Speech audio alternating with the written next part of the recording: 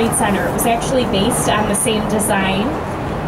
The Aon Center was originally covered in Carrara marble, which is a very sensitive material, and it could not withstand the bitter cold of Chicago winters, the heat of our summers, or the gusty winds that cut through this area.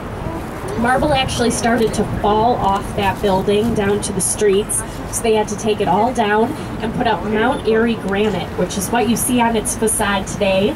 It's said to have cost $80 million to replace the facade of that building, and many people suspect that exceeded the original cost to build at this location. So a very costly mistake here.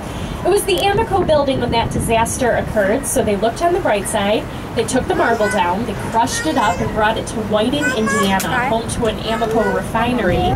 They used it in the landscaping as decoration, and they called it the Whiting Beautification Project. So found a positive twist on that disaster that we had over here. Centennial Fountain is coming up on your right-hand side, and it commemorates 100 years of the river's reversal. On the fountain, you can see the flag for the city of Chicago is just below the American flag, waving at us here. Two blue stripes representing the lake and the river. The top white stripe is for the north side, middle white is for the west side, and the bottom white is for the south side. No east side to our city, we have the lake instead.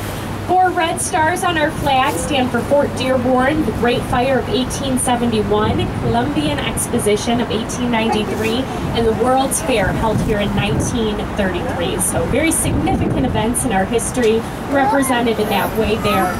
The Sheraton Hotel and Tower is on our right-hand side now, completed in 1993 by Solomon, Cordwell, and Gwens. And this is a great example of postmodern architecture.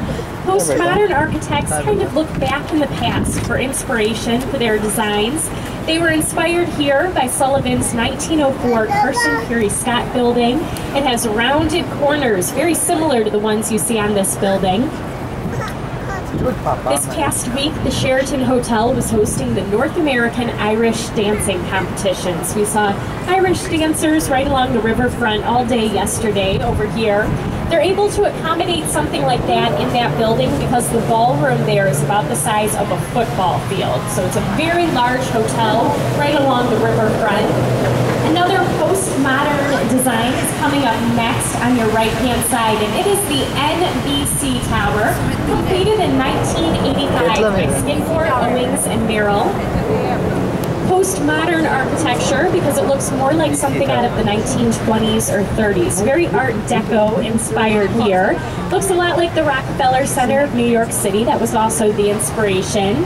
If you look about 2/3 of the way up that building, you'll see upside-down L's are leaning against the wall. That's a very Art Deco take on flying buttresses, which support the wall they're leaning against. And we'll see a more traditional example over at the Tribune Tower in a minute.